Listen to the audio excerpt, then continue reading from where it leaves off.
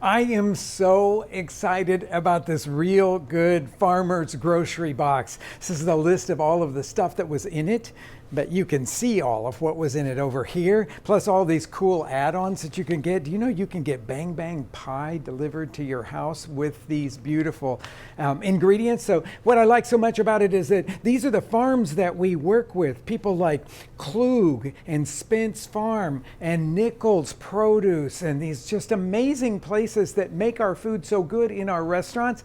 And now with this box, you can have it delivered to your house. So it's sort of like a CSA, but it's like the coolest CSA ever because it's little bits and pieces from so many different farms. So I'm going to show you. I just got this box and I'm going to show you what I'm making with my first pull from the box here. I've got some roasting going on over here. These are those gorgeous Mighty Vine tomatoes, which I just absolutely love. And so I'm doing a quick roast of them, a little bit of onion, slices of onion here and some garlic over there. This is my fast way of roasting, you probably want to do this in a cast iron skillet or in a nonstick pan. But I'm getting those roasted nicely over there. And now I'm going to make a kind of a hash. We're on our way to making a kind of, let's call it a stacked enchilada from these beautiful ingredients. I know a lot of times when people go to the farmer's market, they ask me questions about like, what could you do with these different things? And mostly people think about, oh, you just put it in pasta or something sort of benign like that. That's some onion that came here. This is an organic onion. And I put it in with a little bit of olive oil.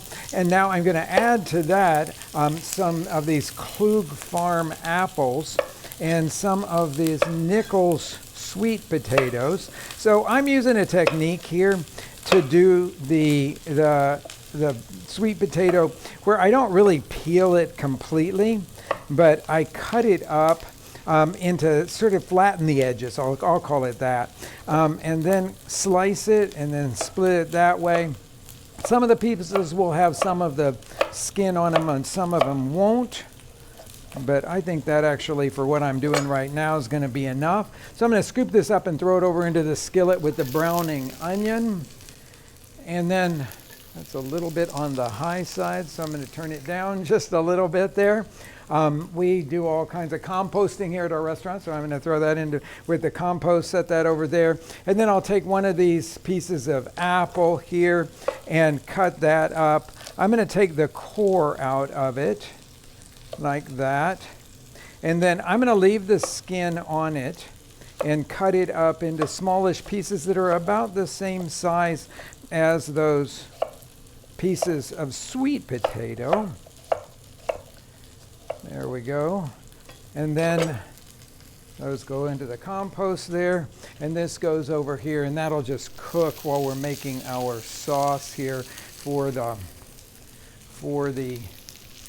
beautiful enchiladas.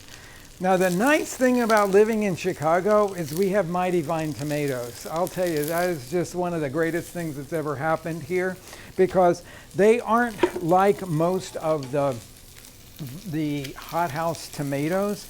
They have just so much flavor to them. I just love the flavor of them. So I'm going to put these roasted tomatoes now into the blender jar. I'm not going to worry about these little sticky parts here because we're going to actually deglaze this pan with this sauce.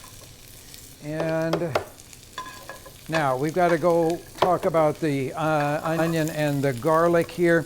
I put the garlic in first actually because it takes the most time to roast, and then I just slice a couple pieces of onion and lay them. This is all done in a dry pan. There's no oil in there at all. Stir around this beautiful looking, I'm calling it a kind of hash, but I love the flavor of apples with sweet potatoes and well-cooked onions that are so sweet and beautiful. So that is cooking away nicely here. And then what I'm going to do with the garlic, which I roasted in its papery skin, is I am going to peel off that skin We'll get rid of that. And then put the clove, which is soft. When you're roasting garlic this way, this is a classic Mexican way to do it, it's got to be soft, like you can twist it between your hands like that, and it doesn't feel hard at all on the inside. So get rid of that, and then we'll just make a puree out of this mixture here. Oh, but one more thing. So when I'm thinking a lot about this beautiful mixture over here, the sweetness of the sweet potato and the apple and the onion, I'm going to want to use a chili in here that's also sort of sweet and smoky. So I'm putting into the blender jar canned chipotle. This didn't come in my box. This is one of my little add-ins here. And so I'm going to put one of these chipotles in there. You'll figure out what's the right heat for you. You might want to start with just 1/2 of one of those things and go up from there. But it also depends on how much sauce you're making. I'm just making a little bit to show you how you do this now. Okay, so I'm going to turn that guy on. And I want to make it kind of like a puree now. So, but I want a little bit of texture to it. I don't want it to seem like tomato sauce that's in a can or anything like that. So now, what do we have? What's the flavor of this going to be like? Sure, you could start with a can of tomatoes, but man, you smell this and it's amazing. The roasting of the tomato brings out sweetness and adds sort of depth and complexity with a little bit of char that was on there. And then I'm going to clean this guy up just a little bit here.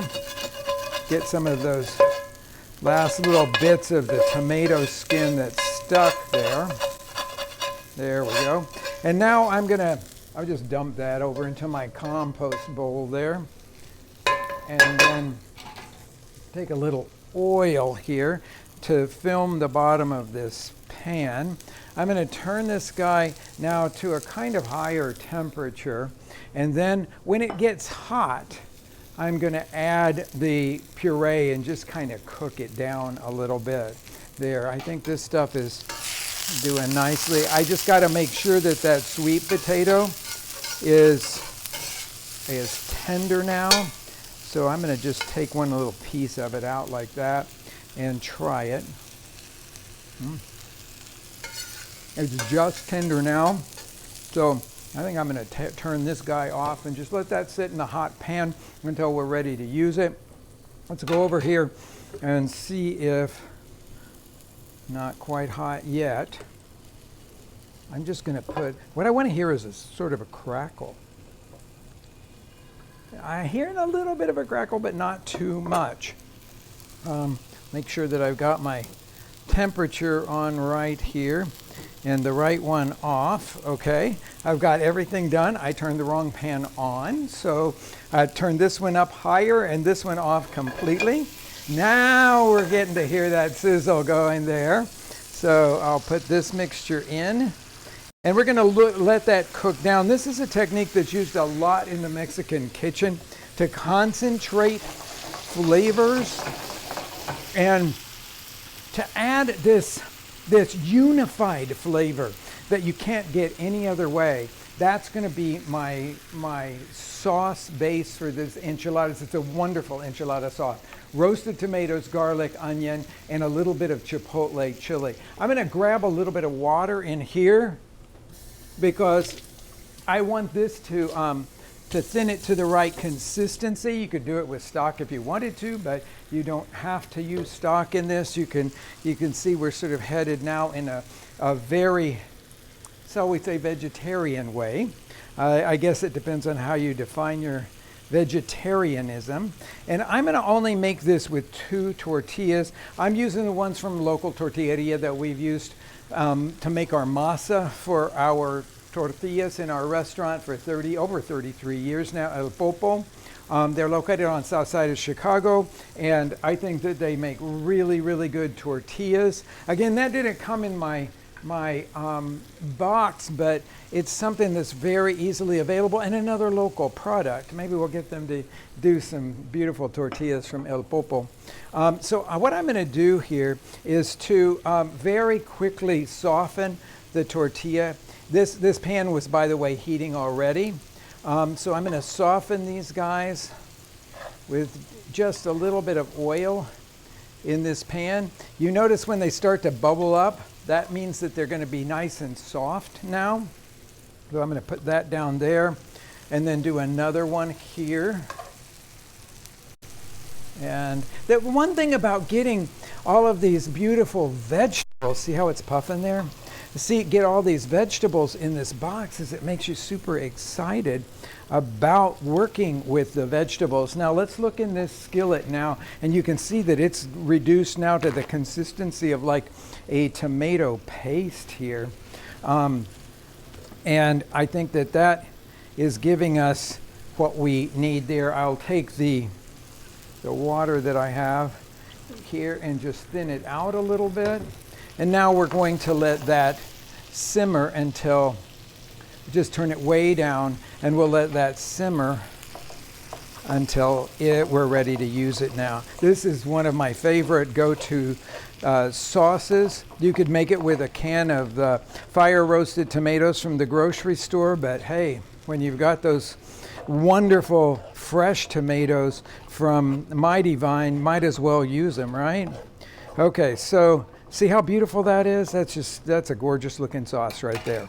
Okay, next thing that we're going to talk about is an egg, and I'm just going to do a sort of classic sunny side up egg, and I'll put it right over here in the same skillet where I had some. Okay, that's going to be a frizzled egg. I thought it was much lighter than that. I'm going to grab my salt here because I want to put the salt over the top of it as it's cooking. I'm going to do this sunny side up, just the way that it's typically done in Mexico. And then I'll give a little bit of salt here to the sauce mixture, and another little bit of salt here to our sweet potato and apple hash there.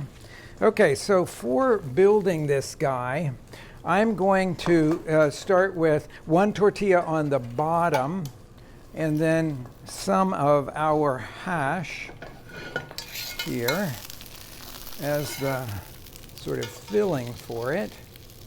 So I'm doing this stack style like you would find in New Mexico a lot.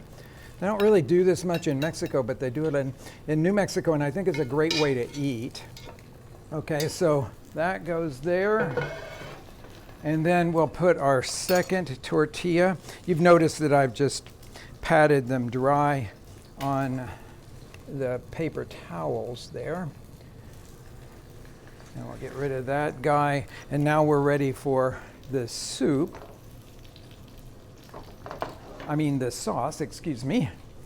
So we'll spoon fresh tomato sauce all around here. You could put some over the hash if you wanted to. I don't think you really need to.